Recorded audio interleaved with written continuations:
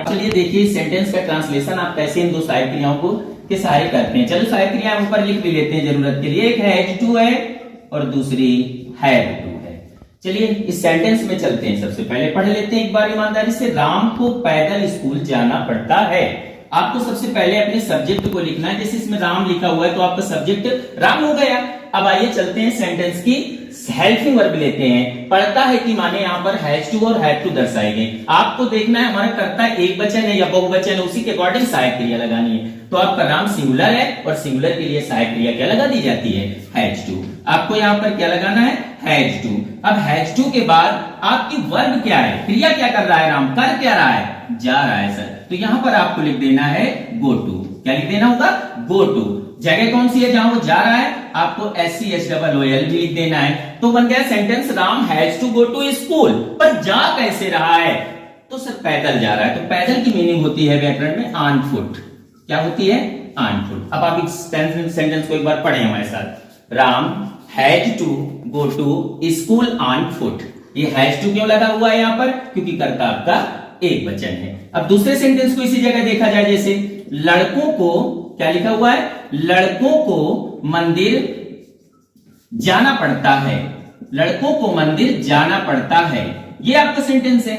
आपने देखा इसमें वाक्य के अंत में पढ़ता है लिखा है। देखो बच्चों ऐसा है, बहुत सारी पहचानें होती हैं। किसी वाक्य के अंत में सकता है आता है, कहीं चाहिए आता है, कहीं ता है आता है, कहीं रहा है आता है। तो पहचान जिसे जितनी ज्यादा आती है वो ग्रामर में उतना ही होशियार होता है। अब देखिए यहाँ पर क्या लिखा हुआ है? पढ़ता है। आपकी दोनों सहायक क्रियाएं आपके जेल में तुरंत आनी चाहिए कि इन्होंने क्या बताई सर ने कि हैज टू होती है और हैव टू होती है। हमें ये जल्दी से देख लेना चाहिए कि सब्जेक्ट हमारा एक वचन है कि बहुवचन है। अगर कर्ता बहुवचन है तो फिर आपको हैव टू लगाना है, वरना हैज टू से बनाना है। आप देखिए यहाँ पर लिखा है लड़कों, मतलब बहुत सारे लड़कों को। आपको साफ साफ यहाँ लिखना है द बॉयज।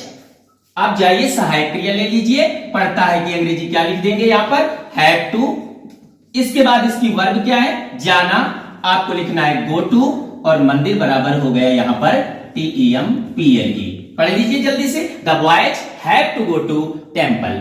ऐसे वाक्यों को देख लीजिए। दो वाक्य हैं, इनमें दोनों में डिफरेंट करता भी हमने लगा। एक में राम करता है, एक में लड़कों करता है। राम सिंगुलर था, आपने हैज टू से बनाया। लड़कों की हैव टू हो गई। अब आप इस तरह के वाक्य बहुत सारे बना सकते हैं। जैसे कहा जाए कि राम को पतंग उड़ाना पड़ता है, राधा को दवा खाना पड़ता है, डॉक्टर को अस्पताल जाना पड़ता है, मुझे निबंध लिखना पड़ता है, तुम्हें किताबें खरीदना पड़ता है। ऐसे न जाने कितने वाक्य बनाइए आप आराम से। और आपकी हेल्पिंग वर्ब्स क्या रहेंगी? हैज टू और हैव टू।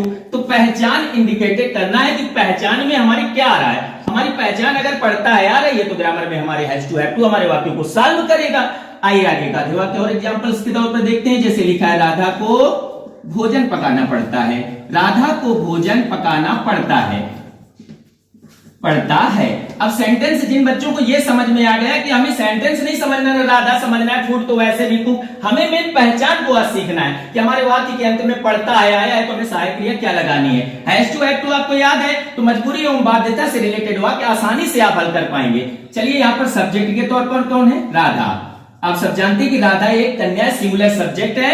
आपको यहाँ पर पढ़ता है कि मीनिंग इस बात क्या यूज करनी है? Has to. आपको यहाँ साफ साफ क्या लगा देना है? Has to. अब आपकी मुख्य क्रिया आ रही है पकाना, COOK लिख दीजिए और भोजन को आप यहाँ पर साफ साफ क्या लिख दीजिए? FOOD। तो हमें यहाँ कुक और फूड पहले से ही आ रहा है। हमें केवल सीखना क्या है? हैज टू और have to according to subject. अगर कर्ता सिंगुलर है तो हैज टू, प्लूरल है तो हैव टू। अच्छा चलिए बहुवचन का एक देख लेते हैं। लड़कियों को गणित पढ़ना पड़ता है। गणित पढ़ना पड़ता है। आपका ये सेंटेंस आपके वाक्य के अंत में क्या लेके आया है? पढ़ता है। सॉल्वेशन कैसे हो जाएगा? हैज टू और हैव टू से। आपका करता है लड़कियों, ये इक्वल टू है द गर्ल्स। द गर्ल्स एक बहुवचन सब्जेक्ट है और इसके साथ हमारी सहायक क्रिया क्या लगाई जाएगी? Have to. तो आपको साफ साफ यहां पर क्या लिख देना है? Have to. पढ़ना की मीनिंग आपको कंफर्म है कि रीड ही लिखेंगे और गणित बराबर हो जाएगा MATHS।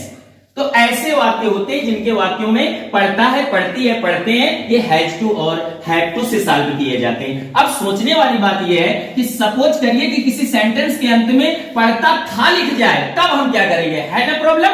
अगर यहां पर है, हमें सर समझा रहे हैं कि हैज टू, हैव टू। अब आपसे किसी ने पूछ लिया कि मुझे दवा खाना पड़ता था, तो क्या ये सहायक क्रिया लगाना सही होगा? नहीं, बिल्कुल रॉन्ग होगा।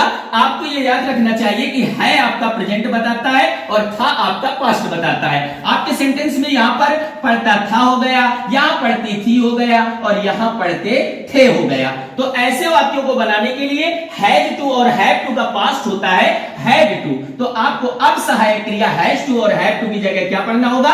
Had to. पर ये आसान क्यों है? अगर कर्ता एक वचन हुआ, सिंगुलर हुआ, तब भी हैड टू लगाना है, प्लूरल हुआ तब भी हैव टू लगाना है। तो आपको ये सहायक क्रिया याद कर लेनी चाहिए कि अगर वाक्यों के अंत में पढ़ता था, पढ़ती थी, पढ़ते थे आएगा, तो सहायक क्रिया क्या लगाई जाएगी?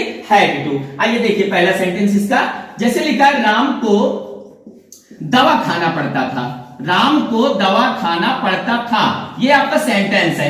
अच्छा, जिन बच्चों ने अभी पढ़ा हैज टू, हैव टू, पढ़ता है, पढ़ती है वाले, वो जान चुके होंगे कि अब इसका पास्ट लिख रहे हैं सर यहाँ पर, तो हैज टू, हैव टू का पास्ट क्या हो गया? Had to. अब आइए चलिए सेंटेंस को बनाते हैं। सबसे पहले आप सब्जेक्ट लिखिए बढ़िया, राम। आप देखिए पढ़ता था लिखा हुआ है, आप आसानी से अपनी सहायक क्रिया क्या लगा दीजिए? Had to. अब आप देखिए यहाँ पर लिखा हुआ है खाना। देखो मेडिसिन का खाना ईट तो नहीं कहा जा सकता है, क्योंकि जो चीज च्यू की जाए, चबाई जाए, वो ईट होती है। मेडिसिन हम लोग टेक करते हैं, टेक करने का मतलब दवा का खाना टेक के बराबर होता है। किसके बराबर? टेक लगा दीजिए और दवा की मीनिंग मेडिसिन लिख देंगे, MEDICINE।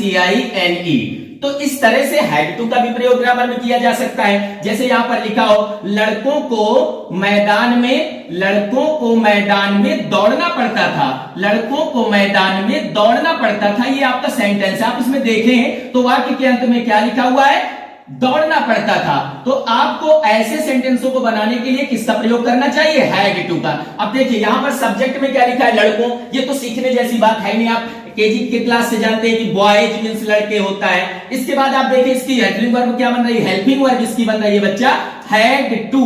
अब दौड़ना की मीनिंग क्या हो जाएगी? रन। और दौड़ना कहां पड़ रहा है? इन द फील्ड में, इन द गार्डन में। आप लिख देंगे यहां पर साफ साफ इन द FIELD कर दीजिए यहां पर। तो देखा आपने पिछले दो अनुवाद कितने बढ़िया हैज टू और हैव टू से आप सीखे थे कि आज से हमसे कोई पूछेगा कि पढ़ता है, पढ़ती है, पढ़ते हैं आया, क्या लगाओगे? तो एक सांस में बता देना हैज टू और have to. By the way उसने पूछ लिया कि बताइए अच्छा मुझे अंगूर तोड़ने पड़ते थे, मुझे बाजार पैदल जाना पड़ता था, मुझे नए कपड़े खरीदने पड़ते थे, तो उसका सॉल्यूशन क्या है? Had to. अब सोचो अगर इसी बात को ये कह दिया जाए कि पढ़ेगा, ऐसा करना पड़ेगा, चपरासी को घंटी बजाना पड़ेगा, तो क्या हम हैड टू लगा दें वहां पर? सही हो जाएगा? आप ही बताइए। हैज टू सीखे हैं, हैव टू सीखे हैं, हैड टू सीखे हैं। अब आप सीखिए विल हैव टू। किसका प्रयोग आपको सीखना है हमारे साथ? विल हैव टू का प्रयोग। ये इसका फ्यूचर होता है, अभी जो पढ़े वो पास्ट होता है, और जो पहले हैज टू हैव टू प्रारंभ में पढ़ाया गया वो प्रेजेंट होता है। तो आइए देखिए यहां पर कैसे वाक्य आएंगे। पढ़ेगा, पढ़ेगी, पढ़ेंगे, ऐसे शब्द आएंगे इनके अंत में। और एक साधारण सहायक क्रिया याद कर लीजिए, विल हैव टू। इससे ये सॉल्व हो जाएंगे। तो हमारी ये नई सहायक क्रिया है। इसके सेंटेंस देखें, जैसे राधा को गीत गाना पड़ेगा, राधा को गीत गाना पड़ेगा। 26 जनवरी आ रही है, गीत की तैयारी भी हो रही है, तो इसलिए राधा को गीत गाना पड़ेगा। अब सेंटेंस के अंत में गए पड़ेगा, कुछ बच्चे हैड टू लगा के आ जाएंगे घर में कि हमने तो बना दिया वाक्य को, कुछ हैड टू लगा के आ जाएंगे, पर हमें तुम्हें क्या लगाना है? Will have to. आइए चलते हैं। सबसे पहले इसका नाम लिख लीजिए RADHA। सहायक क्रिया क्या है आपके पास? Will have to. साफ साफ लिख लिए WILLHAVETO। हैव टू हो गया। अब गाना की मीनिंग बना लीजिए, सिंग। और एक बार में एक व्यक्ति क्या गीत गा सकता है? एक ही गा सकता है। तो आपको क्या लिखना चाहिए यहां पर? A song. पढ़िए आप इस सेंटेंस को जरा सब लोग। Radha will have to sing a song. दूसरा देखिए, मोहन को पत्र लिखना पड़ेगा, मोहन को पत्र लिखना पड़ेगा, वरना वो लोग नहीं आने वाले हैं। तो यहां पर देखिए क्या लिखा हुआ है? पढ़ेगा। सहायक क्रिया क्या लगने वाली है? Will have to. आपको सब्जेक्ट में सबसे पहले लिखना है MOHAN। ये हो गया हमारा सब्जेक्ट। आप पढ़ेगा देखेंगे, आपको क्या सहायक क्रिया याद आएगी? विल हैव आपको विल हैव टू लगाना है। लिखना की माने WRITE हो गई, राइट मीन्स लिखना, और क्या लिखना है, पत्र। काउंटेबल है, आपको ए लेटर लिखना चाहिए। क्या लिखना चाहिए, ए लेटर। तो इस तरह से आज आपको मैं पढ़ा रहा हूं मजबूरी एवं बाध्यता से रिलेटेड वाक्य, जिनमें मेरे बच्चों ने सहायक क्रियाएं सीखी है, पढ़ता है, पढ़ती है की मीनिंग है। जैसे आपको एक बार रिवाइज कर ले, पढ़ता है, इसके साथ हमने लगाया था हैज टू और हैव टू, ये कंफर्म हो गया। अब इससे वाक्य बहुत सारे बना लेंगे। राधा को बाजार जाना पड़ता है, गीता को पत्र लिखना पड़ता है। फिर हमने पढ़ा पढ़ता था, ये होता है हैड टू के बराबर। किसके बराबर होता है, अब देखिए ऐसे ही याद कर लो, वाक्यों के अंत में पढ़ता था, हैड टू, पढ़ता है, हैज टू और हैड टू। अब ये लास्ट में आपको पढ़ाया गया था पढ़ेगा, आपको इसके लिए क्या लिखा गया था, विल हैव टू। तो ये 3 प्रयोग मैं आज आपको पढ़ा रहा हूं, आप इनसे प्रैक्टिस करिए। कल फिर आपको वीडियो मिलेगा जिसमें आप ये देख पाएंगे कि पढ़ता है, पढ़ती है, पढ़ेगा के आगे अगले यूज क्या होते हैं, जो व्याकरण में पढ़ना बहुत जरूरी होते हैं। आप देख रहे हैं परीक्षा पास में, इसलिए आपको इस तरह के यूजों को जरूर पढ़ना चाहिए। पढ़ता है, हैज टू, हैव टू, पढ़ता था, हैड टू, पढ़ेगा, विल हैव टू, ये तीनों आप प्रिपेयर करें। नमस्कार दोस्तों।